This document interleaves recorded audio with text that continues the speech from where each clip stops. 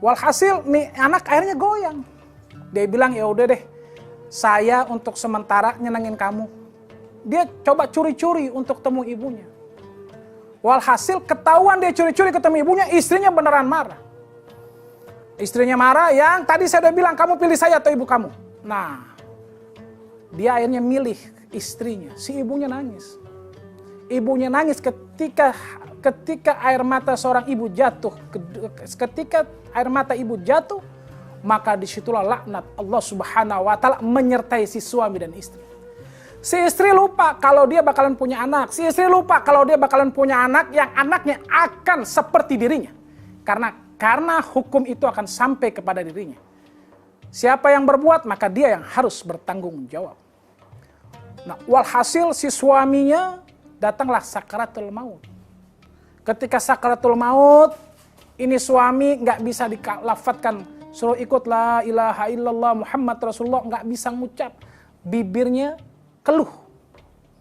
Padahal si suami ini atau si anak ini sungguh taat ibadahnya kepada Allah Subhanahu wa Ta'ala. Padahal si suami ini ngajinya nggak lepas. Dia nggak lepas, tapi dia lupa bahwasanya ada ibunya yang mendoakan dia secara ikhlas.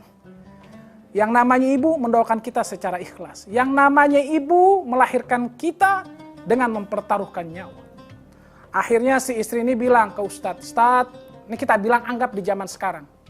Ustadz, tolong temuin ibunya. Ini anaknya udah sakaratul maut. Dia datang nih ke ibunya.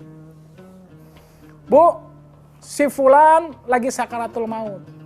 Sepertinya banyak salah sama ibu. Ibu mau maafin gak? Apa kata si ibu? Saya tidak punya anak yang namanya si fulan. Karena hubungan saya dengan dia sudah terputus. Allah. Ketika ibu bilang hubungan sudah terputus, maka laknatullah menyertai anak itu. Walhasil ini anak, si ibu bilang, dia sudah tidak ada hubungan lagi. Dia sudah tidak ada hubungan darah lagi antara aku dan dia. Sudah terputus darahku ketika dia tidak menganggap aku ibunya lagi. Akhirnya ini pulang si Ustadz. Ini anak udah nggak diakuin. Jadi solusinya apa? Walhasil solusinya adalah cuma satu. Dibakar. Kenapa dibakar? Ini untuk menggugah hati seorang ibu. Ini ada di zaman Nabi Muhammad SAW. Tadi saya kisahkan di zaman sekarang. Ini kisah nyambung fasal to fasal. Akhirnya dikumpulin kayu bakar, ditaruh itu si fulan di atas kayu bakar, siap dibakar.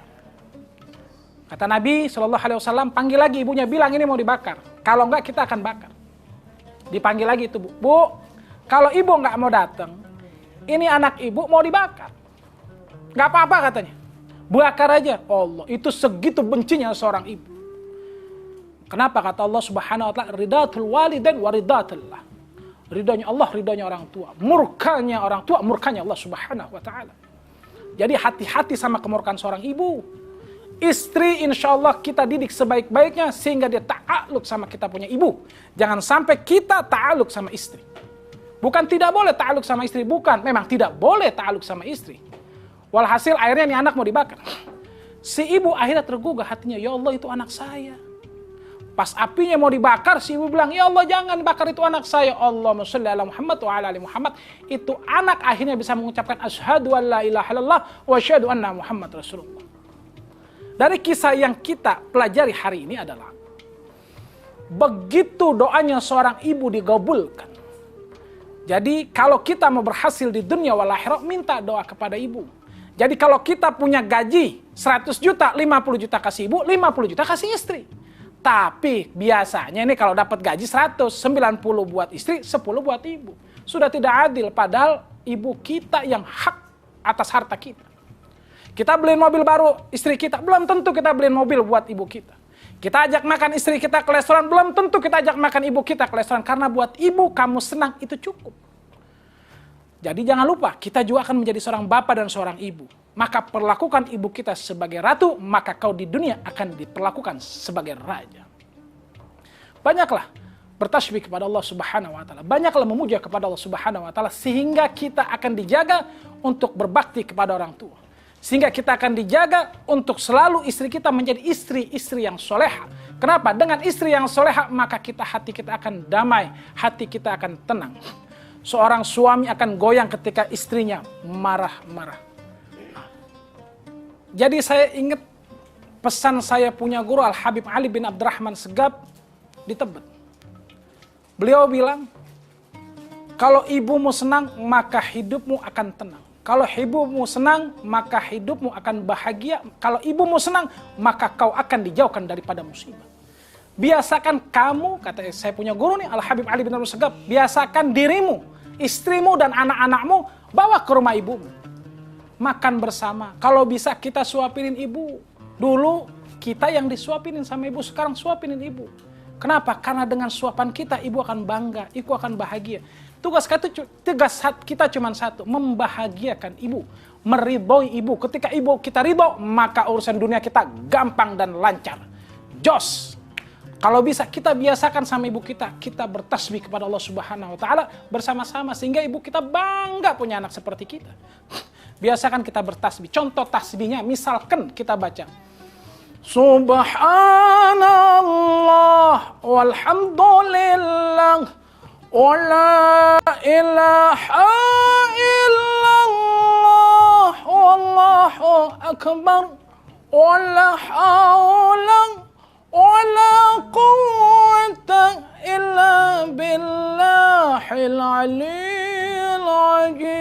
azim. Biasain kita bersenandung sama ibu kita. Kita biasanya kalau kecil kita yang dinyanyiin ibu kita. Biasanya kalau kecil kita yang didongengin ibu kita. Sekarang kita yang senandung bareng sama ibu kita. Sehingga ketika ibu kita ridho, maka urusan kita semuanya mudah. Insya Allah jadikan istri kita ini berbakti kepada ibu kita. Maka insya Allah kita punya mantu, kita punya anak berbakti kepada kita juga. Jadi berbaktilah kepada ibu.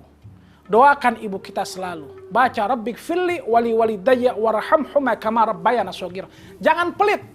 Kalau ngedoain orang tua cuma satu itu namanya pelit. Minimal 3. 3 juga pelit. Banyakin baca Rabbighfirli wali walidayya warhamhuma kama rabbayana shaghira. Habis salat kata saya punya guru Habib Ali bin Abdurrahman Segaf, beliau bilang baca apa? Astaghfirullahalazim li walidayya. Banyakin buat orang tua kita. Kenapa? Karena orang pelit itu jauh dari manusia, dekat sama neraka. Orang pelit itu jauh dari surga, dekat sama neraka. Kalau orang baik itu dekat dengan manusia, dekat dengan surga.